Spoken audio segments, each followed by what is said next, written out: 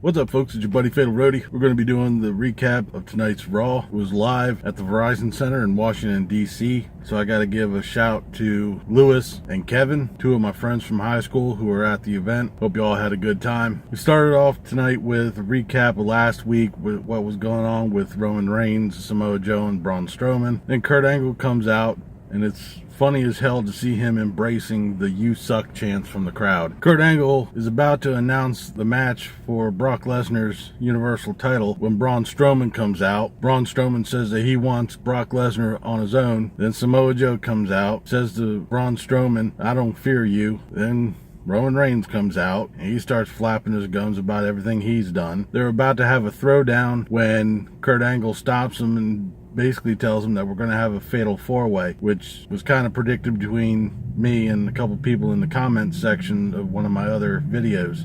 Kurt Angle leaves the ring. Braun Strowman, Samoa Joe, and Roman Reigns start fighting in the ring. Kurt Angle gets security to come out to try to break everything up. That fails miserably. Then the locker room comes out, basically all the mid-carders. They come out, start breaking everything up, which then comes to our first match, Elias Samson versus Finn Balor. It was a no DQ match. Elias Samson had the majority of the offense coming off the top of the match, and for some reason, Michael Cole is talking about some pendant that Elias Samson has. I don't know what the fuck he's talking about. It really had nothing to do with the match at all. Booker T even called him out on it. I don't know. Fucking stupid. Elias Samson grabs a chair, starts hammering Finn Balor across the back with it. Finn Balor starts firing up. He starts fighting back, and guess what? Good old flashy shit McWyatt comes in, does his sister Abigail on Balor. Samson gets a pin. So I'm gonna guess this is gonna come to a head at Summerslam with those two. We then have a recap of last week with Kurt Angle and Jason Jordan. The big reveal that Jason Jordan is Kurt Angle's kid. Waste of time. You guys probably already know how I feel about all these recaps, and if you weren't paying attention last week, this is what you missed. Shit, half of us are paying attention last week, and you're wasting our time with showing this shit all over with. We then come to our squash match marathon. First match is Enzo and Cass. Enzo comes out, flapping his gums as usual. Big Cass comes out, pummels the hell out of Enzo, gets the win. Big Show comes out. Big Cass beats up Big Show. I don't know who is going to be facing who come SummerSlam, if any of these three people are going to be fighting. Then come to our next match, was Emma versus Nia Jax. Emma confronted Kurt Angle backstage saying that she wants a chance to prove herself, or does she have to start dating Jason Jordan? So Kurt Angle set up this match here. Second of the two squash matches. Nia Jax throws her all over the goddamn ring. So Nia Jax gets the pin on that. Like I said, it was basically a squash match. We have Akira Tozawa coming out with Titus O'Neil. He's kind of pissed off that O'Neil threw in the towel basically during his last match. Tozawa pushes Titus around. I guess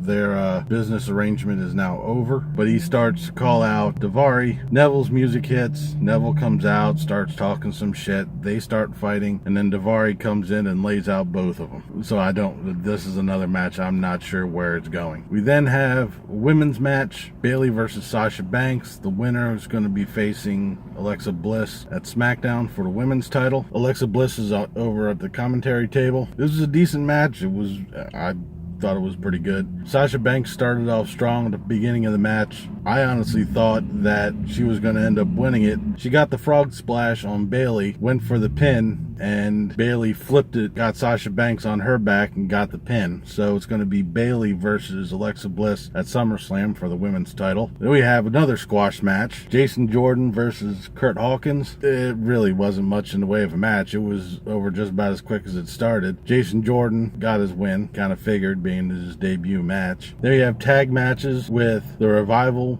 versus the Club. Can they please keep the microphone away from Luke Gallows? I said this in the last video. Big man has a tiny voice, not to mention the fact annoying as shit. It's like if you see Arnold Schwarzenegger and he walks up to you and he sounds like a chipmunk. Kind of like that. The Revival started off pretty strong. Just as quick, the Club took over. The Hardys came out, distracted the Club, which allowed the Revival to get the pin, so they won. It was an alright match. I'm not exactly sure which one of these three are going to be facing Sheamus and Cesaro for the tag titles, if that match is going to happen. I guess we'll be finding that out in the coming weeks leading up to SummerSlam. We'll have mixes of singles matches between these three, or we'll have triple threat matches with these three teams. Which brings us to our main event, Seth Rollins and Dean Ambrose versus the Three Stooges, The Miz, Curtis Axel, and Bo Dallas. Seth Rollins and Dean Ambrose start working off on Curtis Axel, and almost predictably at the end of the commercial break, the Three Stooges take over. Seth Rollins is getting hammered, and he finally gets the tag over to Dean Ambrose. And Dean Ambrose cleans out the house. He fights through everybody, and then Dean Ambrose and Seth Rollins double team Curtis Axel and Bo Dallas. The Miz scurries out of the way like the little pussy that he is. Dean Ambrose ends up getting the dirty deeds on the Miz for the pin. Seth Rollins stands in the middle of the ring, holds his fist out like the Shield used to, and Dean Ambrose rolls out of the ring and leaves him there hanging. I honestly think that they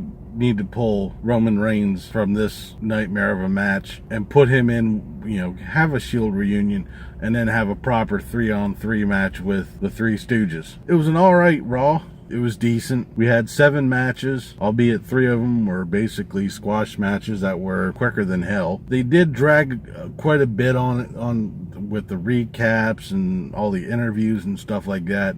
But I was actually surprised that they actually got that many matches in that time frame. But like I said, 3 of them were squash matches.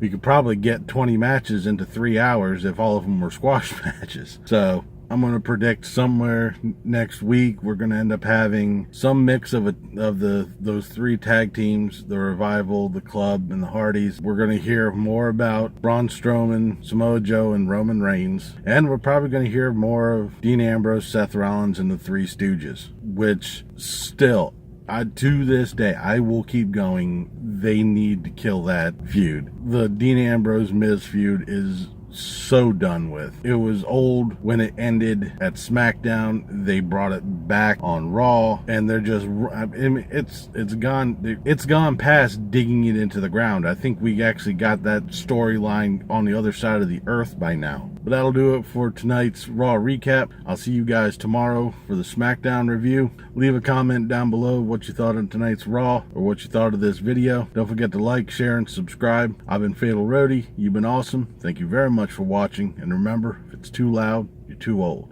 See ya.